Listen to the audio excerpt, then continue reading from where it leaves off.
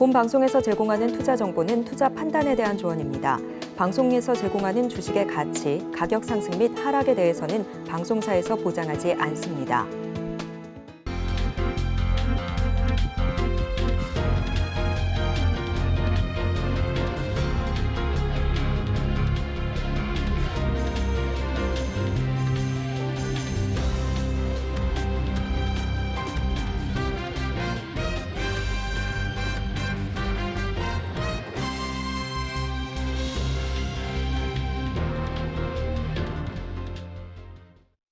시청자 여러분 안녕하세요. 오늘을 돌아보고 내일을 준비하는 오늘장 내일장 일부 진행의 백선혜입니다. 오늘도 우리 시장은 힘을 내지 못하고 있습니다. 반등할 만한 모멘텀을 찾기가 힘든 요즘 시장입니다. 우리 시장 코스피 지수 기준으로 장중 한때 2,500선이 무너지는 양상이 펼쳐지기도 했고요. 우리 시장엔 지정학적인 리스크도 드리워져 있는 가운데 실적 발표를 하는 기업들도 부진한 실적을 내놓으면서 좀처럼 상승할 만한 재료가 나오지 않고 있습니다. 수급적인 측면을 살펴본다면 외국인의 선물과 그리고 기관의 매도가 끝나는 지점이 중요해 보이는 시점이고요. 한편 또 공모주 청약도 이제는 시작이 됐습니다. 일반 투자자를 대상으로 공모 청약이 시작되는 시점이니까 이 부분도 어떻게 흘러갈지 저희 방송과 함께 체크를 해보시기 바랍니다. 저희 방송은 유튜브를 통해서도 보실 수 있습니다. 유튜브 검색창에 서울경제TV라고 검색하시면 저희 방송과 함께 하실 수 있으니까요. 실시간 채팅에도 많이 참여를 해주시기 바랍니다. 1월 16일 화요일입니다. 오늘장 내일장 1부는 이 시각 보도본부로 시작하겠습니다. 앞서서 살펴보셨던 헤드라인 중에서 세 가지를 골라서 심층적으로 다뤄보겠습니다. 오늘은 보도국의 김혜영 기자 나와 있습니다. 어서 오세요. 안녕하세요. 첫 소식부터 알아보겠습니다. 현대차가 인도 현지 수요 급증에 대응하기 위해서 발빠른 투자에 나서고 있다고요? 네, 맞습니다. 현대차가 인도 시장 공략에 박차를 가하고 있습니다. 지난해 GM으로부터 인수한 인도의 공장이 있는 텔레가운 지역에 1조 원을 투자한다라는 계획입니다. 인도가 세계 3위 자동차 판매 시장으로 급부상하면서 시장 저변 확대를 위해서 발빠른 투자에 나서겠다라는 건데요. 당초에 현대차는 2032년까지 인도 지역에 4조 원을 투자할 계획이었는데 이번에 1조 원이 추가되면서 총 5조 원대 대대적인 인도 투자를 결정하게 됐습니다. 현대차는 2025년부터 텔레가운 지역의 공장에서 생산을 본격적으로 시작한다라는 계획인데요. 이 공장을 대대적으로 개선해서 세계 최고 수준의 자동차 생산 공장으로 만들고 또한 연간 생산 규모 역시나 100만 대 정도를 현재 추산하고 있습니다. 한편 이 텔레가운 지역에 있는 공장은 기존에는 GM이 보유하고 있던 공장이었고요. GM 인도 법인이 2017년에 인도에서 철수를 하게 되면서 2020년 10월까지는 공단이 이어지다가 가동이 중단이 된 바가 있습니다. 당시에는 생산 규모가 약 13만 대 정도로 추정이 되고 있습니다. 다음 소식 살펴보겠습니다. 정부가 설 명절을 앞두고 차례상에 오르는 성수품 물가 잡기에 나서고 있습니다. 어떤 상황인가요? 네, 정부가 설 민생 안정 대책 발표에 나섰습니다. 농축수산물의 최대 60%까지 할인율을 제공한다라는 방침인데요. 이와 함께 숙박비 3만 원을 할인해주는 숙박 쿠폰 20만 장을 비수도권을 중심으로 배포한다라는 계획입니다. 지금 이를 위해서 정부는 역대 최대 수준인 840억 원 규모의 예산을 투입한다라는 방침인데요. 이를 통해서 민생 안정에 초점을 맞추겠다라는 겁니다. 특히 기존의 20%였던 정부의 성수품 지원 할인율을 30%로 높이게 되고 이 부분은 18일부터 다음 달 8일까지 운영이 되게 되고요. 특히나 작황 부진이 이어지면서 지난해 전년 대비해서 20%가량 오른 사과나 배 이런 물가와 관련된 부분에 좀 초점을 맞춰서 안정화한다라는 계획인데 이런 성수품들의 이 상승률이 두 자릿수가 넘어가지 않도록 만전을 좀 기해서 집중적인 관리에 나서겠다라는 방침입니다. 이와 함께 전통시장에서 사용하는 온누리 상품권의 발행 규모도 1년 전과 비교해서 1조 원을 확대하면서 5조 원대로 늘리고요. 개인이 구매할 수 있는 이 상향폭도 50만 원까지로 늘리기로 했습니다. 또한 소상공인에 대한 명절 자금도 39조 원을 풀 계획인데요. 이를 통해서 소상공인들의 숨통을 조금 트일 수 있도록 도와준다라는 건데 정기료 감면이나 이자 비용 환급 혹은 또 이제 저금리 대출로 갈아타는 방안 등에 이 예산을 사용할 것으로 보입니다. 또 이와 함께 설 연휴죠. 다음 달 9일부터 12일까지 해서 고속도로의 통행료가 면제가 되게 되고요. 또 KTX 등 역으로해서 역 비성환인 경우에는 최대 30%까지 할인을 제공한다는 계획입니다. 마지막 소식 살펴보겠습니다. 지난해 하반기부터는 부동산 침체가 이어지고 있습니다. 이런 가운데 지난 4분기에 전국 아파트 절반 이상의 실제 거래 가격이 이전 거래가와 비교해서 낮게 팔린 것으로 나타났다고요? 네, 작년 4분기 거래된 전국 아파트의 절반가량이 3분기 실거래가보다 낮게 거래된 것으로 나타났습니다. 작년 9월 말 특례 보금자리론의 일반형 대출이 중단되면서 매수 심리가 급격히 위축되자 급매물만 거래된 영향으로 분석됩니다. 서울의 경우에는 아파트 거래의 53%가 하락 거래였습니다. 구별로 살펴볼까요? 도봉구와 강북구, 노원구 등 일명 30대의 영끌종 유입이 많았던 노도강 지역의 하락 거래가 두드러졌습니다. 실제 도봉구 방학동 청구아파트 전용 면적 84.97제곱미터는 작년 9월 당시만 해도 최고 5억 9,900만 원에 팔렸는데요. 자, 그런데 3개월 뒤인 작년 12월에는 이보다 9천만 원 이상이 하락하면서 5억 300만 원의 거래가 진행이 됐습니다. 자, 이 가운데 전문가들은 최근 거래량이 부동산 시장에서 급감한 상태이기 때문에 당분간도 이런 부동산 시장의 가격 약세는 지속될 것으로 전망하고 있습니다. 서울 부동산 정보광장에 따르면 지난해 12월 서울 아파트 거래량은 이달 15일을 기준으로 해서 1,535건에 그치게 됐습니다. 그러니까 작년 1월 이후에 11개월 만에 최저치를 기록한 건데요. 자, 이와 함께 이달 말이면 특례 보금자리론의 6억 이하 우대형 대출도 중단되는 만큼 당분간 거래 위축은 불가피할 것이다. 이런 전망을 내놓고 있습니다. 네, 오늘 이 시각 보도본부에서는 현대차의 인도시장 투자 배경부터 지난해 4분기 아파트 거래까지 살펴봤습니다. 보도국 김혜영 기자와 함께했습니다. 오늘 말씀 고맙습니다. 감사합니다. 계속해서 시황센터 연결해서 이 시각 시장 상황 알아보겠습니다. 최유정 캐스터가 준비하고 있습니다. 시황센터 최유정입니다. 뉴욕 증시는 마틴 루터킹 데이로 휴장한 가운데 오늘 국내 증시는 파랗게 질려 있습니다. 양시장 약세 출발한 뒤에 코스피 코스닥 모두 1% 넘게 장중 빠지기도 했는데요. 하지만 현재는 하락폭 둔화되면서 회복되는 모습 보여주고 있습니다.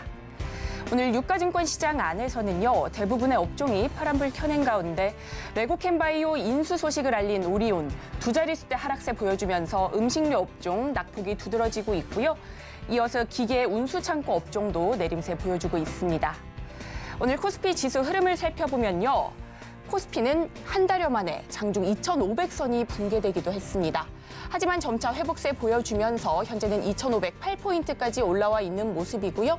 지수는 0.7%대 하락세 나타내고 있습니다. 오늘 이렇게 코스피 하락세를 주도하는 것은 외국인과 기관의 동반 팔자세인데요.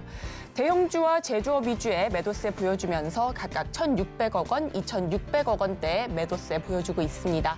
개인만이 지수 방어에 나섰지만 여전히 역부족인 모습이네요. 한편 오늘 코스닥도 계속해서 부진한 흐름 이어가고 있습니다.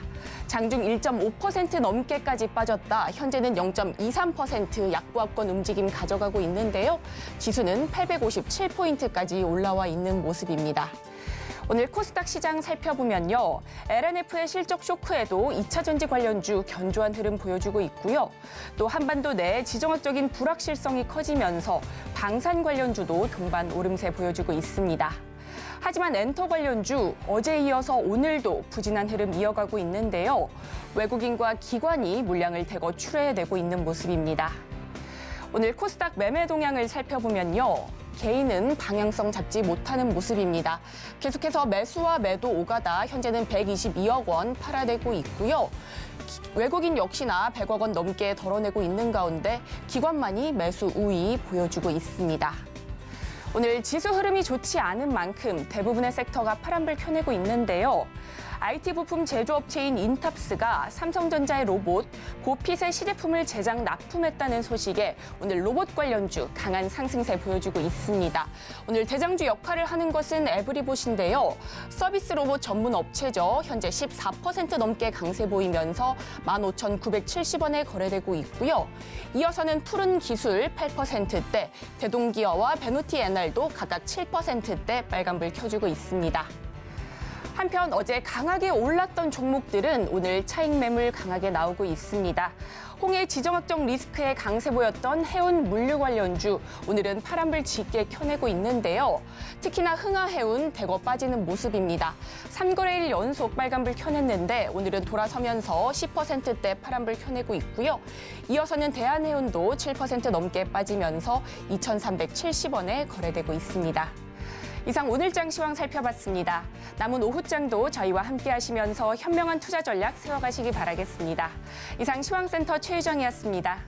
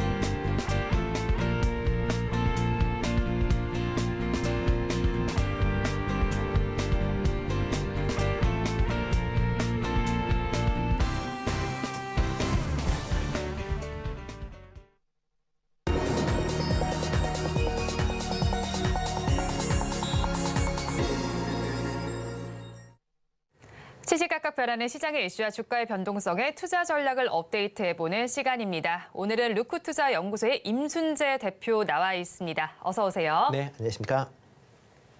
대표님과 이야기 나눠볼 뉴스 화면을 통해서 체크해 보겠습니다.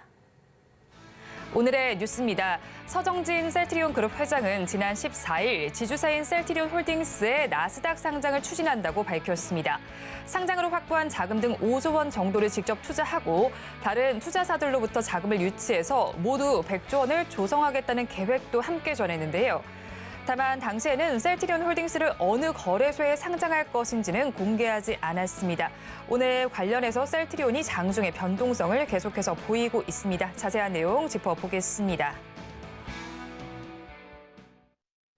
제약, 바이오주들은 반등의 기로에 놓여 있습니다. 오늘 시장에서는 개별 종목별로 이슈들이 전해지고 있는 상황인데 먼저 앞서서 뉴스를 통해서 살펴봤듯이 셀트리온 서정진 회장이 지주사인 셀트리온 홀딩스의 연내 나스닥 상장을 추진한다는 소식이 전해지고 있습니다. 기대감이 모이고 있는데 과연 글로벌 빅파마로 성장을 할 수 있을까요?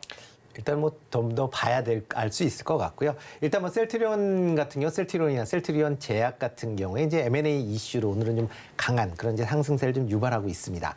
특히 이제 셀트리온 제약과의 이제 셀트리온과 셀트리온 제약 합병 관련된 문제, 그다음에 셀트리온 홀딩스의 나스닥 상장 추진 등이 어떻게 보면 주가에는 긍정적으로 오늘은 영향을 미쳤다라고 보시면 될 것 같습니다. 뭐 셀트리온 같은 경우는 이제 작년도부터 계속 셀트리온 이제 삼형제라고 불리는 셀트리온과 셀트리온 헬스케어, 그다음에 셀트리온 제약 간의 합병에 관련된 논의가 있었던 상황이고요. 그 중에서 작년 말에 셀트리온과 셀트리온 헬스케어가 합병하는 그런 절차를 밟았습니다. 그리고 지금 남아 있는 셀트리온 제약과 관련돼서도 지금 합병이 지금 뭐 얘기가 논의되고 있다라고 보시면 될 것 같습니다. 뭐 일단 이와 더불어 이제 지주 회사인 이제 셀트리온 홀딩스를 이제 나스닥에 추진하겠다라는 얘기를 나오고 있습니다. 뭐 셀트리온 홀딩스 같은 경우에는 셀트리온 제약의 셀트리온의 지분의 28%를 갖고 있는 대주주입니다. 그리고 이런 셀트리온 홀딩스의 대주주는 이제 서정진 회장이 98%를 갖고 있기 때문에 뭐 절대적으로 뭐 갖고 있는 그런 지분이다라고 보시면 될 것 같고요. 뭐 일단 셀트리온 홀딩스가 이제 상장한다라고 하게 되면 셀트리온과의 이제 중복 상장에 대한 이슈가 불거질 수밖에 없는 그런 상황입니다. 특히 최근 들어 이제 중복 상장에 대해서 시장 내에 투자자들이 상당히 이제 좋지 않은 시선을 많이 보이고 있기 때문에 그래서 셀트리온 홀딩스의 상장 관련된 문제에서도 국내 시장이 아니라 나스닥 시장으로 가겠다라고 밝힌 걸로 보여집니다. 그만큼 이제 국내의 그런 내용, 그러니까 시선이 좀 따가웠다라고 보시면 될 것 같고요. 일단 셀트리온 홀딩스 같은 경우에는 현재 그 22년 말 기준으로 해서 자기 자본이 3조 4천억 정도 됩니다. 그러니까 뭐 이 정도 금액이다라고 하게 되면 현재 그러니까 셀트리온의 지분율이 28%, 근데 셀트리온이 지금 시총이 40조 정도 되니까 지금 지분 평가 금액만 약 11조 원 정도로 예상이 되고 있고요. 만약 이거를 뭐 나스닥에 상장한다라고 하게 되면 최소한 뭐 7에서 8조, 뭐 많으면 10조 정도까지도 일단 뭐 자금을 확보할 수 있지 않을까라는 기대감을 갖고 있는 그런 상황입니다. 특히 미국 시장 같은 경우는 국내 시장하고는 다르게 좀 더 이런 이제 바이오 기업에 대해 후하게 평가될 가능성에 대한 부분도 일단 좀 기대해 본 거 아닌가라는 생각을 해보고 있고요. 만약 지주사가 상장이 된다라고 하게 되면 이 상장 자금을 통해서 셀트리온에 대한 투자를 지금보다 더 확대를 하겠다라고 얘기를 하고 있습니다. 특히 뭐 상장 자금 중에서 일부 자금을 셀트리온을 이제 글로벌 빅파마로 키우기 위한 투자를 하겠다라고 지금 얘기는 밝혀 있는 그런 상황입니다. 이와 더불어 이제 셀트리온 이제 그 홀딩스에 상장할 때 뭐 상장 차익들이 이제 발생하게 될 건데요. 이 상장 차익 중에 한 5조 원 정도, 그리고 글로벌 이제 SI 전략적 투자자들을 모아서 한 100조 원 규모의 바이오 헬스케어 펀드를 조성하겠다라는 얘기도 같이 밝혔습니다. 뭐 100조 정도 되면 건 1,000억 달러 가까이 되는 그냥 어마어마하게 이제 큰 금액이다라고 보시면 될 것 같고요. 이런 이제 헬스케어 펀드를 조성한다라고 하게 되면 이 금액을 통해서 국내 제약사들의 이제 글로벌 제약 산업으로의 도약을 위한 그런 이제 자금으로 활용이 될 가능성이 상당히 크다라고 생각이 되고 있습니다.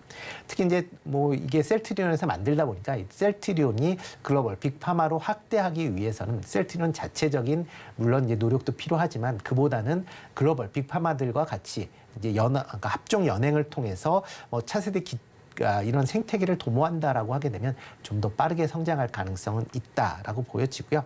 특히 셀트리온이 현재 뭐 적극적으로 하고 있는 바이오 시밀러나 그다음에 혁신 신약 개발, 또 여기에 최근 들어 이제 AI를 통하는 이제 플랫폼 관련돼서 이제 기술 고도화 작업들을 이제 진행을 하고 있으니까 그런 부분에도 상당히 긍정적인 영향을 미칠 수 있다라고 생각을 하고 있습니다. 네, 셀트리온이 나스닥에 상장을 하면서 글로벌 빅파마로 도약하길 기대를 해보도록 하겠습니다. 일단 셀트리온 헬스케어와 셀트리온은 합병을 했고요. 이제 셀트리온 제약의 합병만을 앞두고 있습니다. 연내에는 이뤄질 예정인데 나스닥 상장 이슈도 있는 만큼 앞으로 주가는 어떻게 변동성을 보이게 될까요? 네, 뭐 일단 셀트리온 지금 뭐 셀트리온 같은 경우 지금 이제 합병으로 인해서 신주가 이제 추가적으로 상장이 되면서 네. 최근에 좀 주가가 좀 약세를 보인 것도 이제 사실입니다.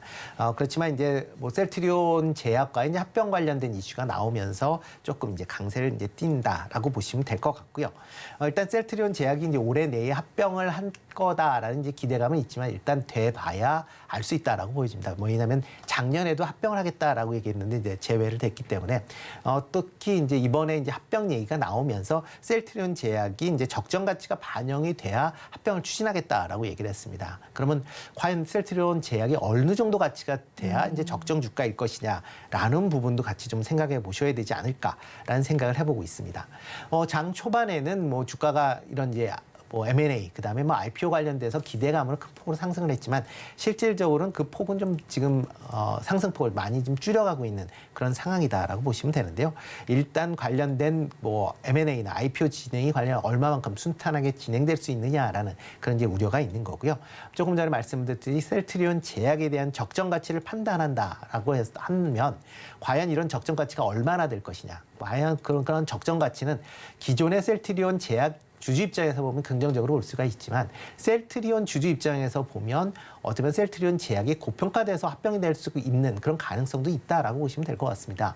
그렇기 때문에 이런 적정 가치 평가에 대한 부분이 상당히 논란을 일으킬 가능성은 있다라는 점도 같이 그러니까 같이 좀 확인을 한번 해보셔야 되지 않을까 싶고요. 뭐 연내라는 시간은 정해져 있지만 아직까지 뭐 세부적으로 어떻게 진행될지는 좀 더 지켜보시는 게 맞지 않을까 싶습니다. 네, 셀트리온 신주가 추가로 상장을 하면서 물량 부담 때문이지 상승이 좀 제한적으로 나타나고 있고요. 셀트리온 제약의 적정 가치가 어느 정도일지도 한번 판단을 해보시면 좋겠습니다. 이어서 다음 뉴스 화면을 통해서 체크해 보겠습니다. 오늘의 두 번째 뉴스입니다. 오리온은 어제 5,500억 원을 투자해서 레고캠 바이오의 지분 25%를 확보한다고 밝혔습니다. 이번 지분 인수는 제3자 배정 유상증자와 구주 매입을 통해서 이뤄지는데요. 인수의 주체는 홍콩 소재 오리온 계열사인 펜 오리온 코퍼레이션으로 중국 지역 7개 법인의 지주사입니다. 한편 펜 오리온은 오리온이 95.15%의 지분을 보유한 자회사입니다. 관련해서 오늘 오리온은 급락 양상이 펼쳐지고 있습니다. 자세한 내용 짚어보겠습니다. 앞서 살펴본 뉴스와 관련해서 오늘 오리온이 52주 신저가를 기록하고 있습니다. 그래도 증권가에서는 이번 인수를 보는 시각이 다소 엇갈리고 있습니다.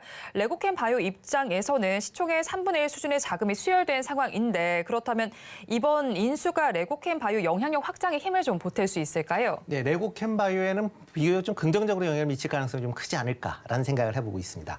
레고캠 바이오 같은 경우는 구주 매출도 있지만 그 외에 이제 신주 발행을 통해서 지금 자금이 회사로 유입이 되는 부분도 분명히 있다라고 보시면 될 것 같고요. 이런 자금을 통해서 이제 신약에 관련된 연구개발 자금으로 확보가 됐다라는 건 긍정적으로 좀 봐야 되지 않을까 싶습니다.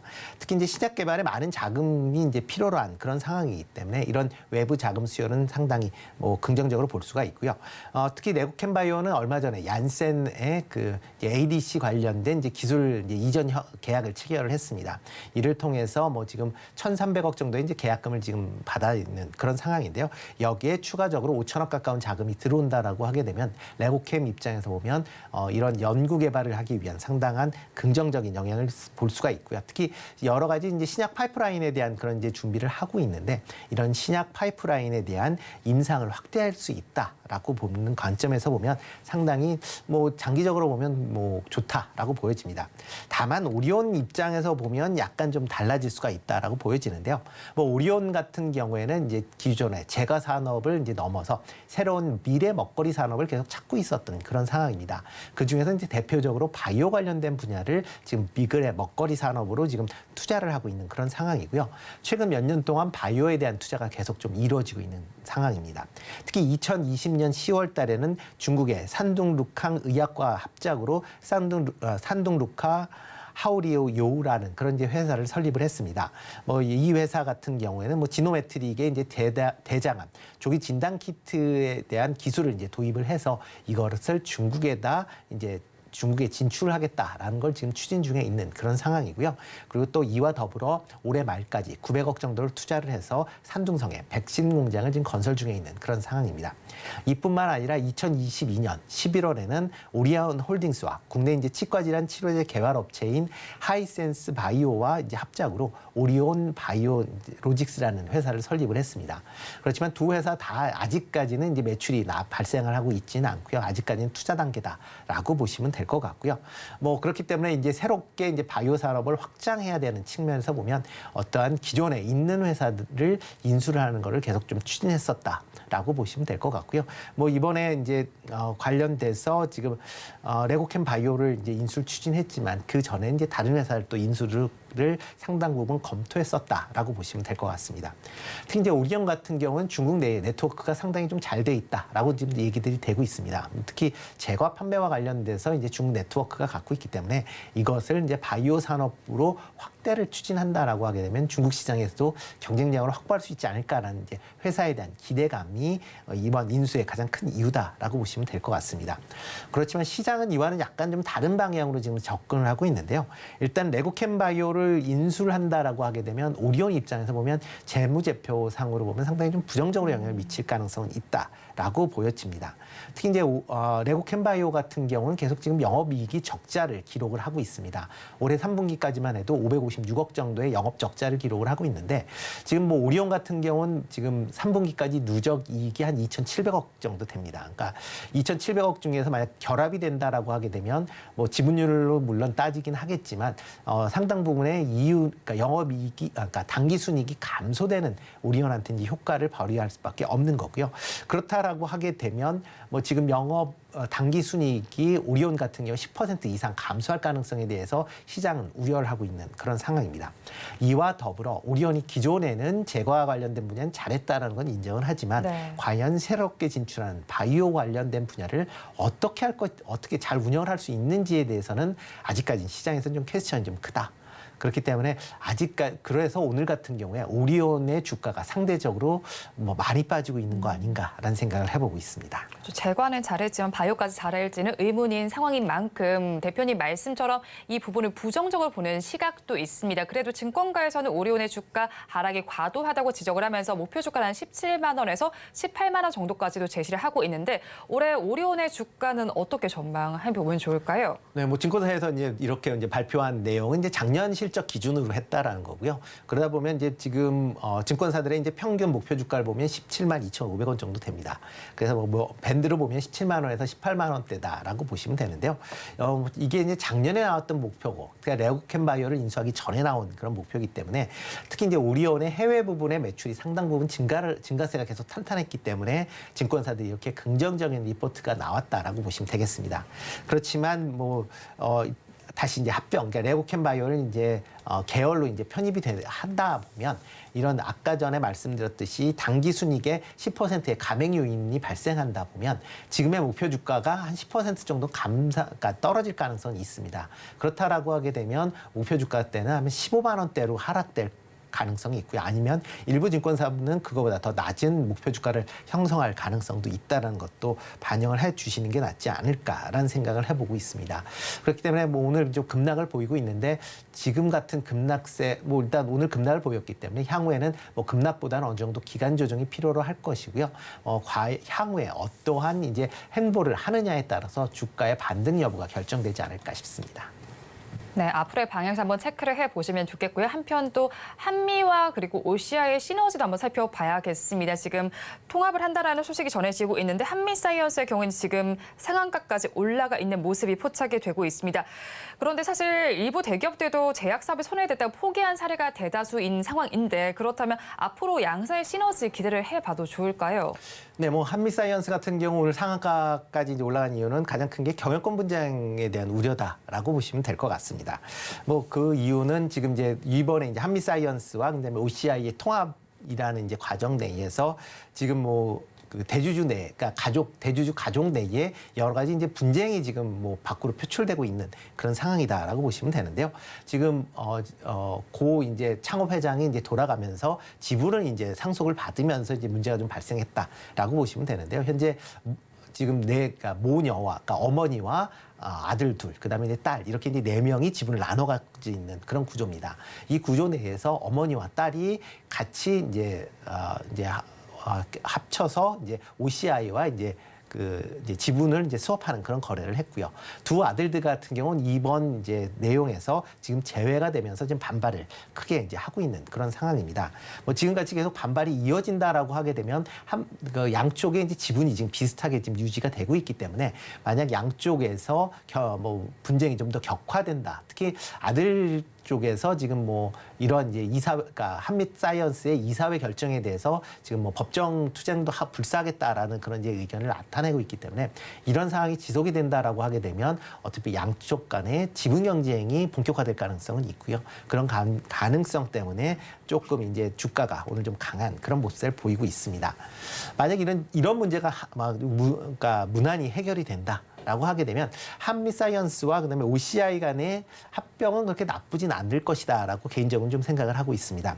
그 이유는 이제 그러니까 한미사이언스 같은 경우 이제 계열의 한미약품이 있는데 네. 신약 개발을 지금 많이 진행을 하고 있습니다. 그리고 해외 쪽으로도 이런 이제 그 기술 이전과 관련된 그런 계약들이 계속 이제 이어지고 있는 그런 상황이고요. 그러다 보면 이렇게 이제 신약 관련된 여러 가지 투자를 하는 때 막대한 자금이 들어갑니다. 근데 한미사이언스 입장에서 보면 지금 자금 사정이 만만치 않기 때문에 투자하기 좀 어려운데 OCI와 이제 그 그늘로 들어간다라고 하게 되면 OCI 홀딩스에 갖고 있는 현금성 자산을 어느 정도 활용을 할 수 있다라고 보면 그 기존의 여러 가지 이제 신약 파이프라인에 대한 임상을 보다 뭐 진행을 할 수 있다는 긍정적인 그 가능성이 있고요.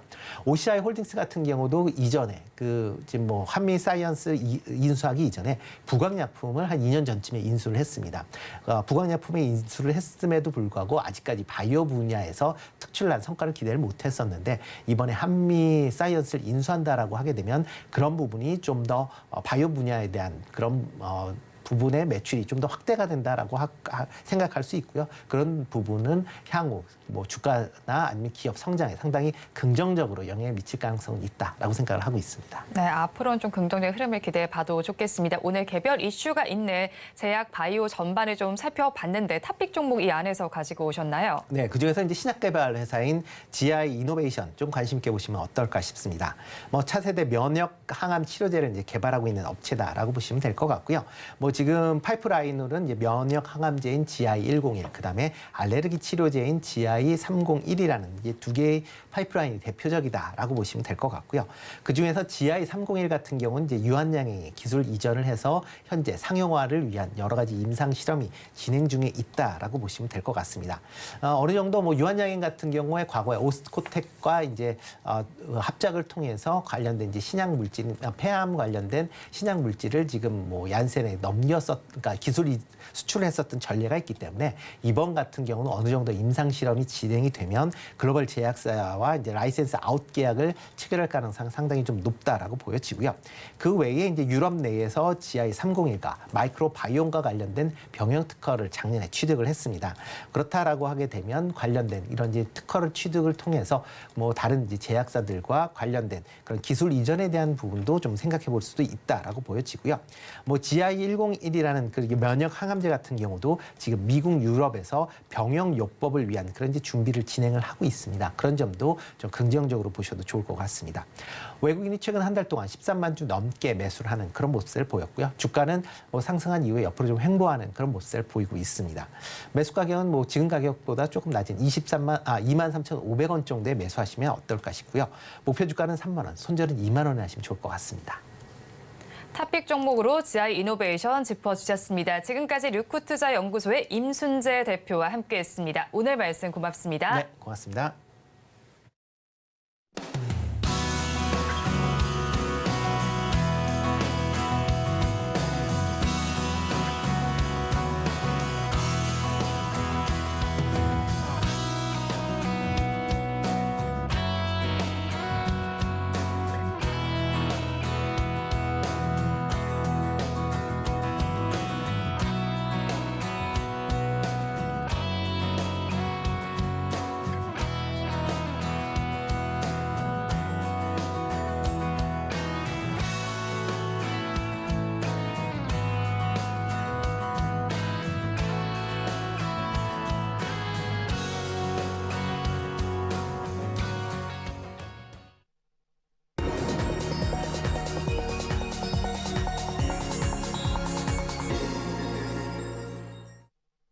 마켓리더의 시선으로 글로벌 경제와 산업 트렌드를 체크하고 이걸 수익으로 연결해보는 시간, 고수의 선택 시간입니다. 오늘은 미중산업경제연구소의 조용찬 소장과 함께합니다. 어서 오세요. 예, 안녕하십니까. 소장님과 이야기 나눠볼 주제 화면을 통해서 체크해보겠습니다. 오늘의 주제입니다. 글로벌 어닝 시즌이 개막하고 있습니다. 연초 증시가 실적의 덕을 볼 수 있을지 자세한 내용 짚어보도록 하겠습니다. 네, 이번 주부터는 미국 증시 열쇠를 쥐고 있는 미국 기업들의 실적 발표가 본격화됩니다. 어닝 서프라이즈를 기대해 볼 수 있을까요, 소장님? 네, 결론적으로 말씀드리면은 어닝 서프라이즈가 충분히 기대가 될 수 있는 상황으로 보여집니다. 현재 그 4분기 S&P 500 기업들의 EPS 증가를 보면은 전년 동기 대비해서 1.1% 정도 증가가 예상이 되는데요. 2분기 연속 플러스 실적을 내놓는 경우가 될 것으로 보여집니다. 주시장은 시장이 예상했던 실적보다 더 좋게 나온다면 주가는 아주 강하게 반응을 할 수밖에 없는데요. 이 때문에 S&P 500 기업들의 EPS 증가율을 보면은 2000년 2분기서부터 지난 그 3분기까지 14분기 연속 증가세를 이어주고 있습니다. 하지만 이제 4분기가 과연 얼마만큼 증가하느냐는 조금 더 시간이 걸려야 되는 것을 보여지지만 작년 그 10월 초부터 4분기 실적과 관련해서는 7.5% 증가 예상을 해왔다가 최근 들어와서는 조금씩 낮아지는 추세에 있습니다. 그만큼 시장의 눈높이가 상당히 좀 낮아져 있는데요. 이 상황을 좀 뛰어넘는 실적만 발표가 된다면 주가는 크게 반응할 수 있는데 다행스럽게 그 애틀란타 연은의 GDP 나우 같은 경우에는 4분기 미국의 성장률은 2.2%로 시장이 예상했던 1.1%보다 상당히 좋을 것으로 예상이 됩니다. 이 때문에 이번에도 S&P 500 기업들의 실적이 자연스럽게 더 증가하지 않을까 생각이 됩니다. 네, 이번 4분기 기업 실적 발표 역시도 15분기 연속 컨센서스를 상회할 것이다라고 긍정적으로 전망을 해주셨는데 그렇다면 어떤 업종과 기업에 조금 더 주목해보면 좋을까요? 아무래도 기업 실적들이 좋아지는 업종은 크게 3가지 업종으로 구분이 되는데요. 특히 그 EPS 증가율이 아주 강하게 올라갈 업종은 알파벳이 포함되어 있는 정보 서비스 업종입니다. 또 한 가지는 애플과 마이크로소프트가 포함된 정보 기술, 그리고 아마존닷컴이 포함된 일반 소비재, 그러니까 소위 말해서 매그니피션트 세븐이 포함이 되는 종목들이 되는데요. 이 때문에 첨단 기술주들이 여전히 이번 4분기에도 실적을 이끌어가는 모습을 보여줄 것으로 생각이 됩니다. 특히 AI 중에서도 생성 인공지능과 관련된 보급이 크게 늘어남에 따라서 시가총액 상위 하이테크 업종을 중심으로 해서는 실적들이 좋게 나오고요. 또 향후 실적 전망도 아주 긍정적으로 나올 가능성이 큽니다. 이 때문에 최근 주가가 조정에 들어왔던 이런 기술주들을 중심으로 해서는 이제 계속 매수 비중을 높이시는 전략이 좋지 않을까 보여지고요. 또 실적 발표 시즌에 하이테크 주들이 주가 상승을 선도하는다는 점에서 주시장과 관련된 호재들도 계속 이어질 것으로 예상이 됩니다. 네, 하이테크 업종의 실적 전반을 견인을 할 것으로 예상된다라고 정리를 해주셨습니다. 또 미국 공화당의 대선 경선의 신호탄이자 대선의 풍향계라고 볼 수 있는 아이오와주의 코커스가 우리 시간으로 오늘 오전 10시에 시작이 됐습니다. 몇 시간 뒤에는 승자가 가려질 전망인데 여기에서도 도널드 트럼프의 대세론이 점점 더 굳어진다고 봐야 할까요? 네, 그렇습니다. 지금 현재 투표가 되고 있는데요. 1시간 정도 전에 트럼프가 과반을 획득한 것으로 지금 나오고 있습니다. 최종 결과는 조금 더 있어야 나올 가능성이 큰데요. MBC TV 같은 경우에는 자체 여론조사를 이틀 전에 했는데 아무래도 트럼프가 거의 과반수, 그리고 니키 헤일리가 그 다음에 20%, 디센티스가 한 16% 정도 득표할 것으로 보고 있습니다. 아무래도 이번 대선 경선에서는 트럼프의 독주가 예상이 되지만 최초로 여성 대통령 후보가 될 것으로 예상이 되는 헤일리 같은 경우에도 존재감이 지금 상당히 높아지고 있는데요. 아무래도 헤일리 같은 경우는 각종 집회에 적극적으로 참여하면서 아주 열정적인 연설을 했다고 합니다. 이 때문에 지식인이라든지 그리고 젊은 층들, 그리고 소위 말해서 전문 직종에 있는 온건 보수파들의 표심을 흔들고 있고요. 이 때문에 헤일리 같은 경우에는 작년 말에 여론조사를 해봤더니 바이든과 1대1 본선 경선을 치르면은 17%포인트 차로 자신이 이긴다는 점을 어필했는데 트럼프가 불과 4%포인트 점을 비교해보면 아무래도 헤일리 같은 경우는 앞으로 상당한 탄력을 받지 않을까 보여집니다. 그런 측면에서 보면은 23일 뉴햄프셔에 있는 공화당 경선, 그리고 2월 8일 네바다 코커스에서 과연 니키 헤일리가 현재 차찬석의 폭풍이 그칠지 아니면 진짜 태풍이 될지 그때의 결론이 나지 않을까 생각이 됩니다. 네, 트럼프가 독주를 보이는 가운데 헤일리가 맹추격을 하고 있는 것으로 보입니다. 미국 소식 여기서 마무리해보고요. 지난 주말에 치러진 대만의 총통선거 이야기를 해보도록 하겠습니다. 양안 관계에 우리나라에 어떤 영향을 미칠지 살펴봐야 될 것 같은데 일단 인물에 대해서 살펴봐야겠죠. 라이칭도 어떤 인물입니까? 네, 대만 독립주의자로 알려지고 있는데요. 1959년생이니까 65세 정도가 됩니다. 탄광 노동자 가정에서 6남매 중에서 5째로 태어났고요. 또 어려서 부모를 좀 잃으면서 극심한 생활고를 겪었다고 합니다. 하지만 독학으로 의학을 공부해서 내과 의사까지 올라갔던 사람이고요. 아무래도 정치에 입문한 것은 1996년도에 있었던 대만 총선 앞두고서 대만 주변에 중국이 미사일을 발사하면서 위기를 고조시켰는데요.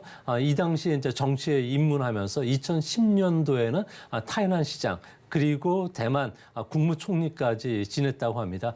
대만인들은 지난 2016년도에 남부 대지진이 발생했을 당시에 너덜너덜해진 그 신발을 신고 계속 구호 활동을 했던 게 기억에 가장 많이 남는다고 했고요. 또 대만인들 같은 경우에는 홍콩 민주화 시위와 관련해서 적극적으로 홍콩을 옹호했던 인권주의자로 알려져 있기 때문에 이번 선거와 관련해서도 이런 면이 크게 부각이 되지 않았나 생각이 됩니다. 네, 라이칭더 당선인 어떤 인물인지를 먼저 살펴봤고요. 민진당이 계속 집권을 하게 되기는 했습니다. 하지만 라이칭더의 경우에는 차이잉원 현 총통보다도 더 강경한 독립주의자입니다. 이번 선거에서 좀 드러난 부분을 살펴보고 싶은데 민심이 국민당의 허우유이보다 라이칭더를 선택했다고 보면 되는 건가요? 네, 그렇습니다. 1996년도에 대만 같은 경우에는 직접 선거가 도입이 되면서 8년 단위로 친미 그리고 친중 정권이 교차가 되면서 계속 정권을 이어왔던 상황입니다. 하지만 대만인들 사이에서는 지난 8년간 민주당의 그 부정부패 또 경제 성장도 좋지 않았기 때문에 이번이 정권 교체가 되지 않을까 생각을 했는데 하지만 이번 정권 교체가 안 되고 3기째 계속 이어지는 것은 중국과 그리고 국민당의 선거 전략의 실패가 가장 컸었다고 합니다. 아무래도 대만 유권자들의 70%는 6대 대도시에 거주하고 있고요. 또 2030 세대 같은 경우는 전체 유권자의 한 30%가 된다고 합니다. 이런 학력이 높은 중산층들 그리고 젊은 층들을 중심으로 해서는 자신이 중국인이 아니라 대만인이라고 할 정도로 정체성이 상당히 뚜렷한데요. 하지만 중국과 국민당 같은 경우에는 독립이냐 친중이냐 그리고 평화냐 전쟁이냐 번영이냐 쇠퇴냐는 낡은 양자 선택식 전략을 썼던 것이 오히려 역효과가 났다고 합니다. 반면에 라이칭더 같은 경우에는 대만이 중국의 일부라는 것을 인정하면 주권을 잃게 되고 주권이 얻게 된다면 집이라든지 땅도 잃게 된다는 측면이 강하게 어필하면서 이번에 상기 집권을 할 수 있었던 발판이 됐었다고 합니다. 네, 집권의 발판이 어떤 것인지를 짚어주셨는데 라이칭더의 경우에 앞서서 말씀을 드린 것처럼 독립 성향이 강합니다. 그렇다면 중국과의 경제적인 관계를 무시하고 대만의 독립을 선포할 수도 있을까요? 네, 라이칭더 같은 경우에는 집권 청사진을 발표했는데요. 자유민주주의 국가와 연대를 강화하고요. 대중국 강경 노선을 계속 유지할 것이라고 밝혔습니다. 이 때문에 중국 입장에서는 5월 20일 날 라이칭더가 총통의 취임식이 있는데 그 이전에 대만 해협에 무력 시위라든지 경제적인 압박을 가할 가능성이 현재로서는 더 높지 않나 이렇게 보여집니다. 다행인 점은 미국도 중국과와 이런 갈등 관계를 빚는 것을 원치를 않고 있고요. 라이칭더도 이것을 잘 알고 있는 상황입니다. 이 때문에 대만 독립선언을 할 가능성이 낮다고 보는데요. 아무래도 실익이 없기 때문에 그렇습니다. 현재 대만과 외교 관계를 맺고 있는 나라는 13개국에 불과하고요. 대만을 지지해주는 그런 기업들을 보면 패션 브랜드인 불가리라든지 발렌티노, 케빈 클라인, 코치, 자라, 갭, 델타항공, 메리어트 정도인데 이들까지도 고통을 받을 수가 있기 때문에 현재 집권이 민진당이 하고 있지만 이제 앞으로 국회 같은 경우에는 국민당이 일당이라는 점에서 독립 선언까지 가지는 않을 것으로 보여집니다. 네, 총통 선거에서는 친미 성향 쪽으로 된 만큼 대만의 위기가 좀 고조될 수도 있을 것 같은데 이에 따라서 우리나라는 어떤 영향을 받게 될까요? 아무래도 이번에는 우리나라와 관련해서도 많은 영향을 좀 미칠 가능성이 큰데요. 가장 중요한 점은 현재 중국 같은 경우는 구단선이라고 하는 대만 해협, 동중국해, 남중국에서 실질 군사 행동을 확대할 가능성이 크다고 합니다. 이렇게 된다면 연간 5조 달러 규모의 물동량이 이 지역을 지나고 있고요. 우리나라는 원유 수입의 90% 이상이 차질이 빚어지게 됩니다. 또한 우리나라 수출입, 무역, 운송의 40%가 이 지역을 지나기 때문에 앞으로 큰 그 어려움이 발생할 가능성이 크고요. 대만 같은 경우는 반도체 생산을 위해서는 에너지가 필요한데 에너지 자원의 거의 98%는 해에서 도입되는데 대만과 관련된 그 해협을 봉쇄를 했을 경우에는 2주가 넘어가면은 전력난에도 큰 차질이 발생할 가능성이 크다고 합니다. 이렇게 된다면 대만 반도체 생산 같은 경우에 1개월만 중단되더라도 무려 70조 원 정도의 생산 차질이 빚어지고요. 산업별로 보면은 스마트폰뿐만 아니라 컴퓨터, 게임기와 관련된 전자부품이 가장 큰 피해를 입을 가능성이 크다고 합니다. 이뿐만 아니라 중국과 관련해서 이런 봉쇄가 강해진다면 전 세계 통신산업, 정보 서비스 산업, 자동차 산업뿐만 아니라 은행, 리스, 보험, 유통, 해상 운송, 그리고 최근 그 붐을 일으켰던 AI와 관련된 부분들, 특히 생성 AI와 관련해서는 타격이 불가피하다는 점에서 미국과 중국이 적극적으로 대만 문제에 본격적으로 개입할 가능성이 더 커지지 않을까 생각이 됩니다. 네, 대만으로 인해서 우리가 받게 될 영향을 살펴봤는데 그렇다면 지금 시점에서 우리가 신경 써야 될 부분 어떤 것들이 있을까요? 네, 앞으로 이제 대만과 관련돼서는 중국이 통일과 관련된 무력 시위를 할 가능성이 큰데요. 이제 미국이 만약에 대만에 전투기라든지 하품 미사일을 팔게 됐을 경우에 중국이 그리는 시나리오는 중국이 그 대만과 관련해서 새로운 국가 통일법을 법제화시킬 가능성이 높다고 합니다. 이 법에 근거해서 대만 해협이라든지 동중국해의 특별 군사 훈련도 실시할 수가 있게 되고요. 대만 영공까지도 자국 영공으로 선포를 할 가능성이 큰데요. 이렇게 되면은 대만 해협을 지나가는 선박에 대해서 임금을 실시할 가능성이 크다고 합니다. 이렇게 됐을 경우에 우리나라 같은 경우에는 대만 해협을 통해서 우리나라 식량의 대부분을 수입을 해오는데 식량 수급에 차질이 발생할 가능성이 큰데요.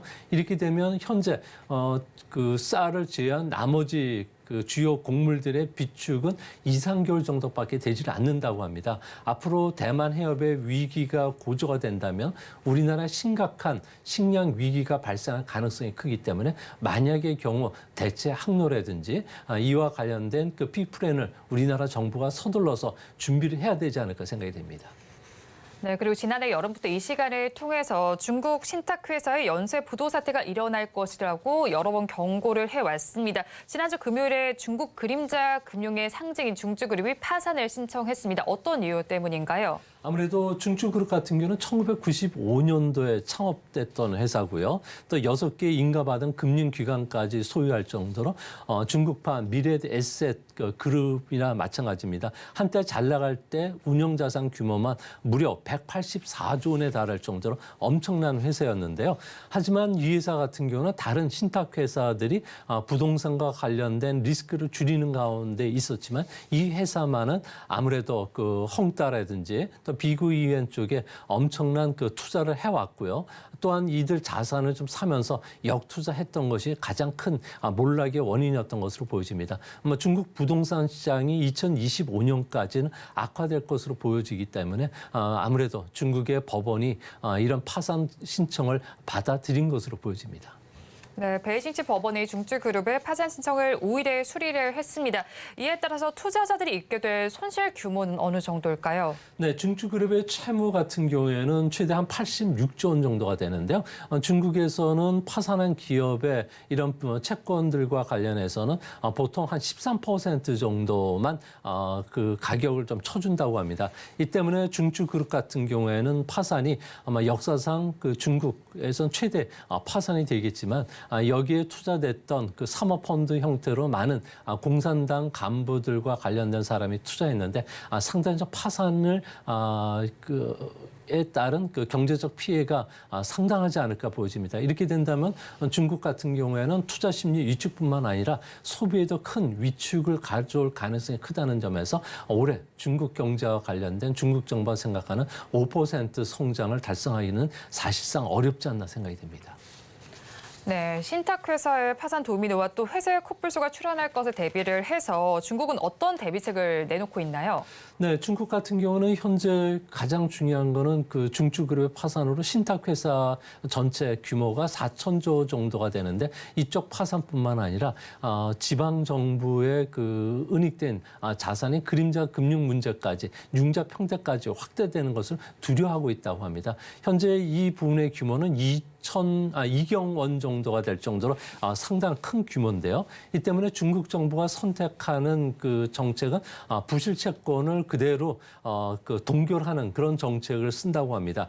앞으로 이런 그 부실 채권을 동결하기 위해서 은행을 통해서 자금 지원을 계속 해줄 가능성이 큰데요. 이렇게 된다면 신성장 산업에 들어갈 돈들이 막히게 되고요. 중소기업들 같은 경우에도 경영에 악영향을 받을 가능성이 큰다는 점에서 중국 정부가 하루빨리 이런 부실 채권과 관련해서는 처리 절차를 밟는 게 중국 경제뿐만 아니라 세계 경제에도 좋지 않을까 생각이 됩니다.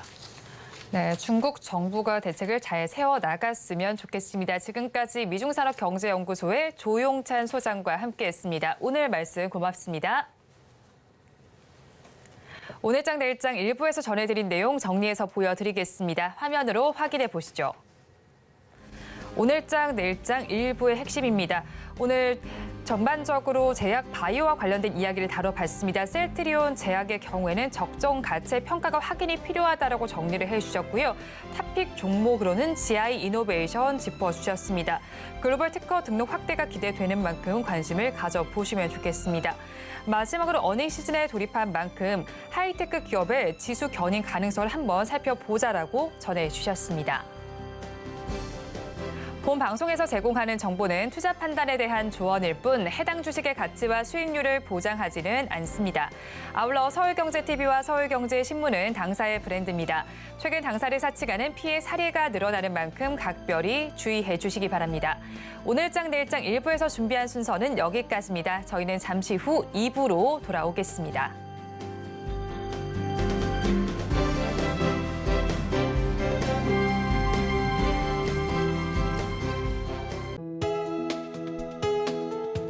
본 방송에서 제공하는 투자 정보는 투자 판단에 대한 조언입니다.